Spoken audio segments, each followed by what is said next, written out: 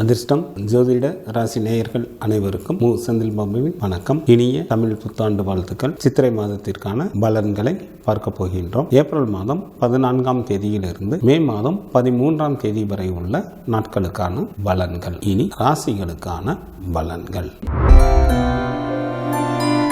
வாக்கு சாதுரியத்தால் வெற்றிகளை தன்வசமாக்கிக் கொள்ளும் மிதுன ராசி என்பர்களே, தங்களது ராசிக்கு 9 மற்றும் 10ஆம் இடத்தில் செவ்வாயும், ராசிக்கு லாபஸ்தானத்தில் சூரியனும், ராசிக்கு 10 மற்றும் 11ஆம் இடத்தில் புதன் மற்றும் சுக்கிரனும், ராசிக்கு 10ஆம் இடத்தில் ராகு பகவானும், ராசிக்கு லாபம் மற்றும் விரயஸ்தானத்தில் குரு பகவானும் அமர்ந்து இருப்பதால் மிதுன ராசி என்பர்கள் தங்களது வெற்றியால் அதிகாரத்துடன் கூடிய பதவியை பெறுவீர்கள். அரசு சம்பந்தப்பட்ட வேலைகள் தங்களுக்கு ஏதேனும் இருந்தால் இந்த நேரத்தில் முயன்றால் எளிதில் அந்த வேலைகள் நடைபெற்று நல்ல லாபமும் கிடைக்க பெறுவீர்கள். தாங்கள் மேற்கொள்ளும் காரியங்கள் அனைத்திலும் நல்ல லாபங்கள் எதிர்பார்க்கலாம். சொந்த தொழில் புரிபவர்களுக்கு தொழிலில் நல்ல வளர்ச்சிகள் உண்டாகும். குடும்பத்தில் சுப நிகழ்ச்சிகள் நடைபெறும். எதிர்பாராத வகையில் தங்களுக்கு பல வழிகளிலும் நன்மைகள் உண்டாகும். யாருடைய தயவையும் எதிர்பாராதவராக தாங்கள் இருப்பீர்கள்.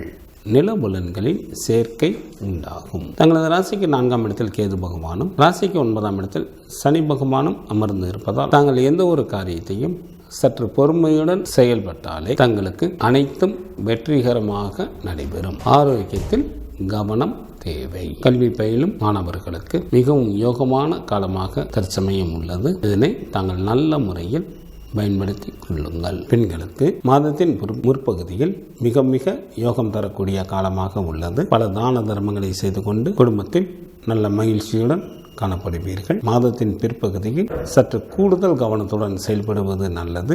யாருக்கும் வாக்குறுதிகளை அளிக்க வேண்டாம்.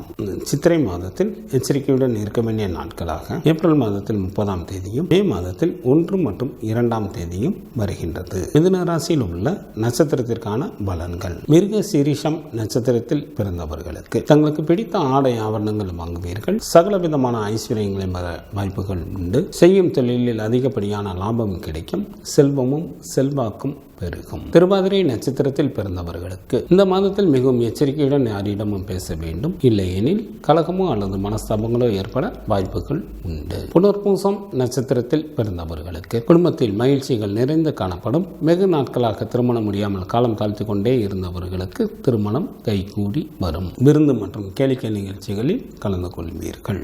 சித்திரை மாதத்திற்கான சுப தினங்களாக ஏப்ரல் மாதத்தில் 14, 15, 18, 19, 20, 26, 27, 28 மற்றும் 29ஆம் தேதிகளும், மே மாதத்தில் 4, 5, 6, 7, 8, 11 மற்றும் 13ஆம் தேதிகளும் வருகின்றது. சந்திராஷ்டமம் நிகழக்கூடிய நாட்களாக ஏப்ரல் மாதம் 30ஆம் தேதி காலை முதல் மே மாதம் 2ஆம் தேதி பகல் வரை சந்திராஷ்டமம் உண்டு. கால பைரவர் வழிபாடு தங்களது இடர்பாடுகளை நீக்கும். மகாலட்சுமி வழிபாடு தங்களுக்கு சிறப்பினை தரும். ஏப்ரல் மாதம் 14ஆம் தேதியிலிருந்து மே மாதம் 13ஆம் தேதி வரை உள்ள சித்திரை மாதத்திற்கான சுப முகூர்த்த தினங்கள். ஏப்ரல் மாதத்திற்கு 15ஆம் தேதி சித்திரை மாதம் 2ஆம் தேதி திங்கட்கிழமையும், ஏப்ரல் மாதம் 21ஆம் தேதி சித்திரை மாதத்திற்கு 8ஆம் தேதி ஞாயிற்றுக்கிழமையும், ஏப்ரல் மாதத்திற்கு 22ஆம் தேதி சித்திரை மாதத்திற்கு 9ஆம் தேதி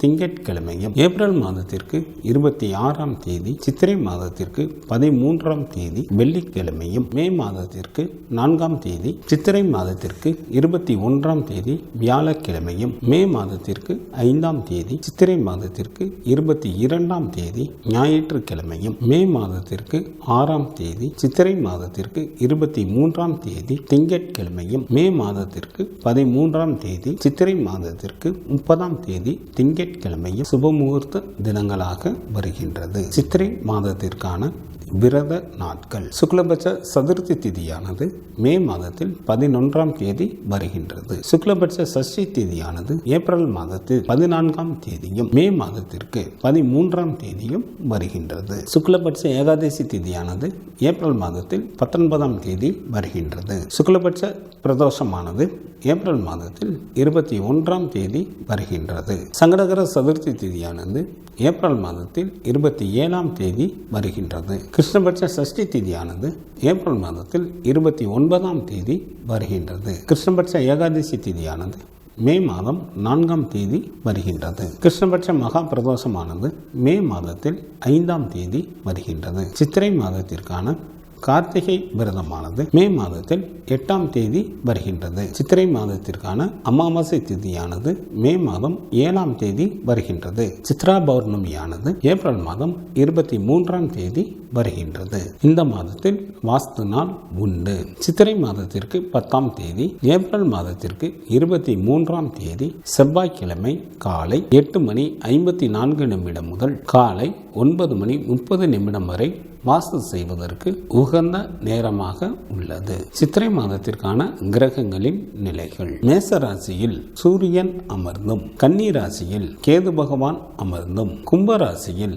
சனி பகவான் அமர்ந்தும், மீன ராசியில் ராகு பகவான் அமர்ந்தும் பலன்களை வழங்குகின்றனர். செவ்வாய் ஏப்ரல் மாதம் 22ஆம் தேதி பகல் வரை கும்பராசியில் அமர்ந்தும், ஏப்ரல் மாதம் 22ஆம் தேதி பகல் முதல் மீனராசியில் அமர்ந்தும் பலன்களை வழங்குகின்றார். புதன் மே மாதம் 7ஆம் தேதி அதிகாலை வரை மீனராசியில் அமர்ந்தும், மே மாதம் 7ஆம் தேதி அதிகாலை முதல் மேசராசியில் அமர்ந்தும் பலன்களை வழங்குகின்றார். குரு பகவான் மே மாதம் 1ஆம் தேதி மாலை வரை மேசராசியில் அமர்ந்தும், மே மாதம் 1ஆம் தேதி மாலை முதல் ரிஷபராசியில் அமர்ந்தும் பலன்களை வழங்குகின்றார். சுக்கிரன் ஏப்ரல் மாதம் 25ஆம் தேதி இரவு வரை மீனராசியில் அமர்ந்தும், ஏப்ரல் மாதம் 25ஆம் தேதி இரவு முதல் மேசராசியில் அமர்ந்தும் பலன்களை வழங்குகின்றார். சந்திரன் திருவாதிரை நட்சத்திரத்தில் அமர்ந்து